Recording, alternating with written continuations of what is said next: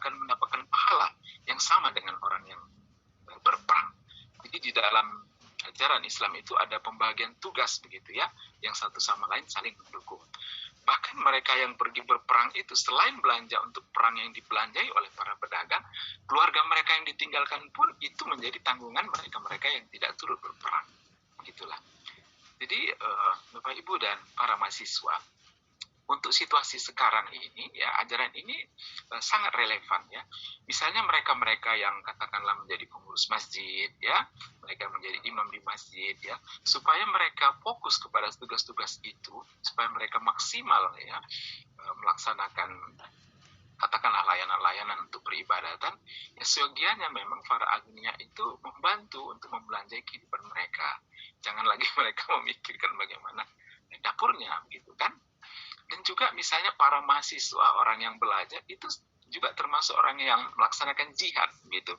Nah, orang-orang yang melaksanakan jihad untuk menuntut ilmu ini pun berhak untuk memperoleh katakanlah semacam santunan begitu. Jadi tidak melihat kaya atau miskinnya di sini. Nah, mereka yang belajar itu layak untuk diberikan bantuan. Jadi itulah dalam ajaran Islam kita ini. Nah, kaitannya dengan accounting itu, tentu pada ketika itu ada pencatatan-pencatatan bagaimana menghimpun dana yang diperoleh daripada agnia itu dan bagaimana membagikannya kepada prajurit perang dan begitu juga bagaimana membagikannya.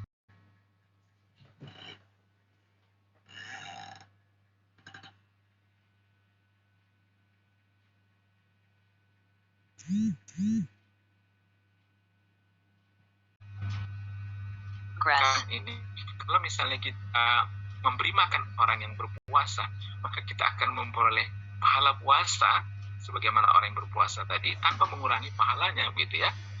Jadi kalau misalnya Ibu Oktari ini pada hari ini memberi makan 100 orang yang berpuasa, jadi dapat pahala 100 orang ditambah pahala Ibu sendiri, ya. Jadi 101 orang gitu. Luar biasa memang ya. Begitulah kemurahan dari Allah yang memberi kesempatan kita untuk mendapatkan ganjaran pahala yang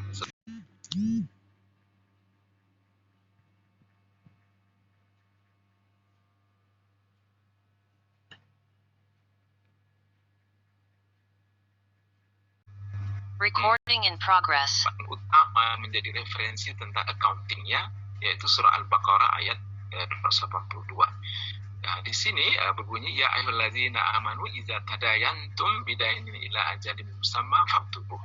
Jadi perintahnya ini kepada orang-orang yang beriman, apabila kamu bertransaksi yang di sana ada hutang piutang, di sana ada tenggang waktu, maka hendaklah dicatat. Gitu ya. Nah, di sini ada beberapa hikmah yang diajarkan oleh Al-Qur'an ya. Nah, di sini pertama hendaklah mencatatnya. Gitu ya, dari ayat itu. Kemudian hendaklah orang yang menjadi pencatat itu menuliskannya dengan benar. Jadi yang melakukan pembukaan ya bagian accountingnya itu harus benar, harus jujur begitu ya. Janganlah pencatat menolak untuk menuliskannya. Jadi jangan dia menolak untuk menuliskannya. Kemudian jangan dia mengurangi sedikit pun. Jadi nggak boleh ada rekayasa di dalam pembukuan ya. Kadang-kadang di dalam masyarakat itu ya, pengusaha misalnya ya, kalau ke bank itu untungnya banyak, laporannya untungnya banyak, supaya banknya nanti mencairkan ya, meluluskan untuk permohonan pembiayaannya atau kreditnya. Tapi nanti kalau laporannya untuk pajak, itu labanya kecil gitu ya, supaya dia sedikit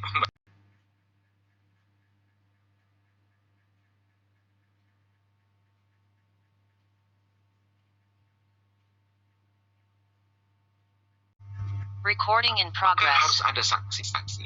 Artinya begini, kalau kita bertransaksi dengan orang yang lemah akalnya, tentu kan dia tidak paham begitu ya. Itu kita harus menghadirkan saksi-saksi gitu.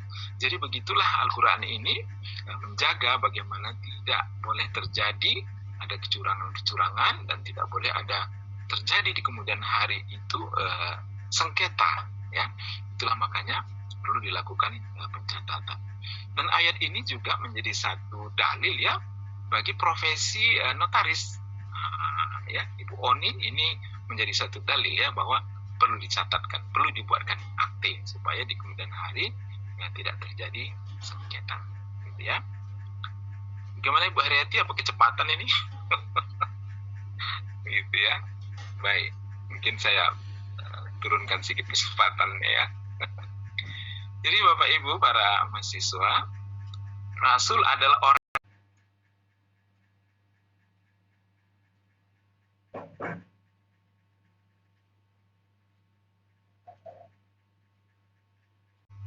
Recording in progress. Ya, menghimpun usul ini semacam bea masuk. Ada jidayah. Ya, ini adalah semacam pungutan pada mereka yang tidak membayar zakat. Jadi mereka yang tidak membayar zakat itu juga pembayarannya kepada pemerintah ya, semacam pajak atau kalau sekarang. Nah, kompensasinya adalah ya mereka tentu akan mendapatkan fasilitas-fasilitas dari pemerintah. Mereka mendapat bantuan-bantuan dari pemerintah, begitu dia konsekuensinya. Ya, kemudian yang kharaj ini semacam PBB lah sekarang itu ya. Nah, ghanimah ini adalah pampasan perang gitu ya.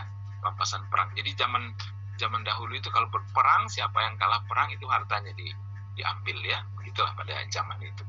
Kemudian ada namanya fai itu adalah ketika masuk ke satu daerah mereka itu menyerah tanpa perlawanan.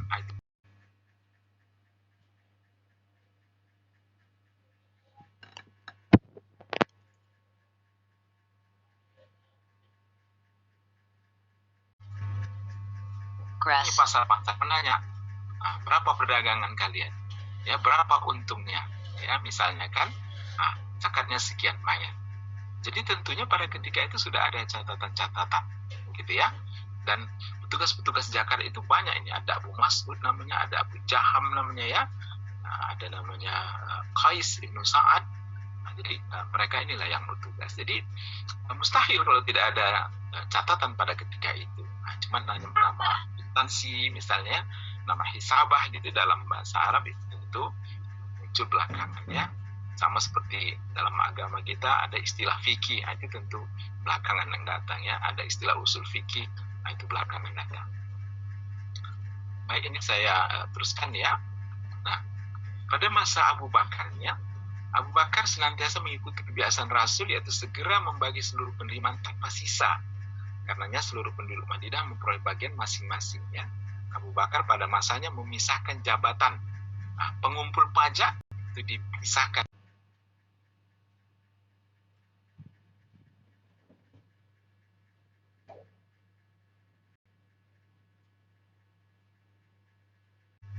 Recording in progress. Abu Ubaid ya. Pada masa Abu Bakar itu setiap orang menerima 10 dirham. Gitu. Jadi semua penduduk itu mendapat 10 dirham. Kemudian tahun kedua meningkat 20 dirham. Gitu ya. Pada masa Abu Bakar ini telah berdiri bangunan khusus ya, namanya Baitul Mal.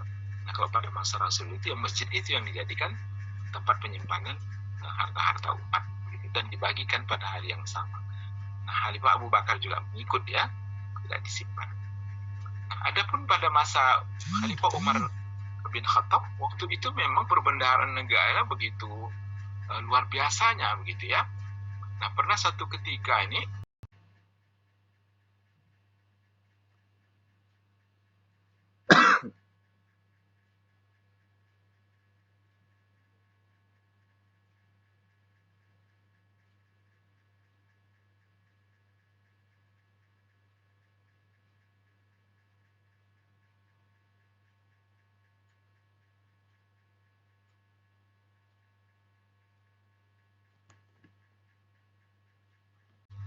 Recording in progress. Peluang kita di masa mendatang begitu ya. Nah, jadi pada masa Umar bin Khattab itu timbullah kebijakan daripada khalifah bahwa uang itu sebagiannya disimpan. Jadi dibentuk ada namanya dewan-dewan gitu ya. Nah, kemudian santunan-santunan pada ketika itu semakin besar jumlahnya ya. Jadi seperti misalnya ini janda daripada Rasul itu memperoleh 10.000 dirham setiap tahun gitu ya. Kemudian ada veteran-veteran perang itu mendapat 3.000 dirham gitu ya. Kemudian tentara yang pernah mengikuti perang itu di zaman Umar itu mendapat 500 sampai 600 dirham. Bahkan budak wanita anak baru lahir itu juga mendapat bagian dari Baitul Mal. Jadi barangkali sekarang ini pun belum ada negara yang begitu makmurnya yang memberikan seperti ini ya. Nah, tapi ini sudah dipraktikkan di dalam pada ketika masa Umar. Jadi tidak mungkin tidak ada pencatatan ketika itu kan. Siapa-siapa yang berhak, bagaimana pembagiannya. Gitu. Baik. Kemudian, ini saya teruskan saja. Nah, pada masa Khalifah Utsman dan Ali, gitu ya, tidak ada melakukan perubahan terhadap sistem administrasi yang ditinggalkan oleh Khalifah Umar ya. Penerimaan negara pada ketika itu melimpah ya. Jadi dalam kitab Al-Amwal tercatat terdapat tambahan santunan pada masa Khalifah Utsman bin Affan, yaitu setiap bayi lahir itu mendapat 50 dirham, dan jika sudah berusia